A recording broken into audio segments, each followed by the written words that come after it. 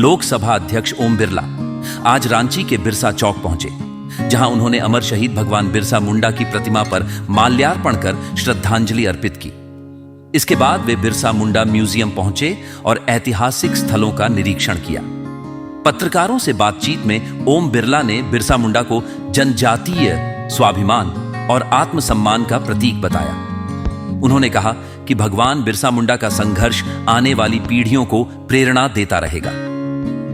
ओम बिरला का यह दौरा झारखंड की सांस्कृतिक पहचान और जनजातीय सम्मान को नया बल देने वाला माना जा रहा है। जनजातियों के सम्मान के लिए, उनके स्वाभिमान के लिए जंगल, जमीन और जनजाति संस्कृति के लिए एक लंबा संघर्ष किया। उनके संघर्ष ने जनजातियों के जीवन में एक नया आत्मविश्वास भरा, संघर्ष का सामर्थ्य पैदा हुआ और आगे करना।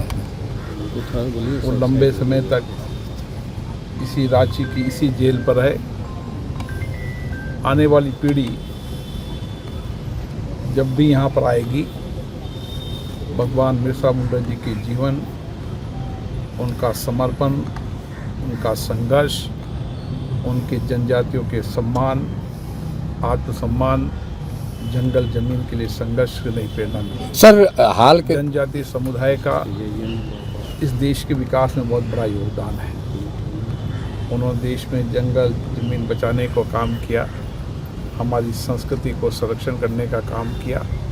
आज भी जनजातीय लोग भारतीय संस्कृति और उसकी विरासत को सुरक्षित रख रहे हैं। नरेंद्र मोदी जी ने देश के उन सब वीर सपूतों को, जिन्होंने आज़ादी की लड़ाई के लिए संघर्ष किया, जिन्होंने दलित शोषित व्यक्तियों के लिए संघर्ष किया, जिन्होंने जनजातीय लोगों के लिए संघर्ष किया, ऐसे सभी वीर योद्धाओं को देश के अलग अलग राज्यों में, जहाँ उनकी जन्मस्थली है या कर्मस्थली है, वहाँ पर आने वाली पीढ़ी उस विरासत से प्रेरणा ले सके, उनकी विरासत में उनके योगदान से प्रेरणा ले सके।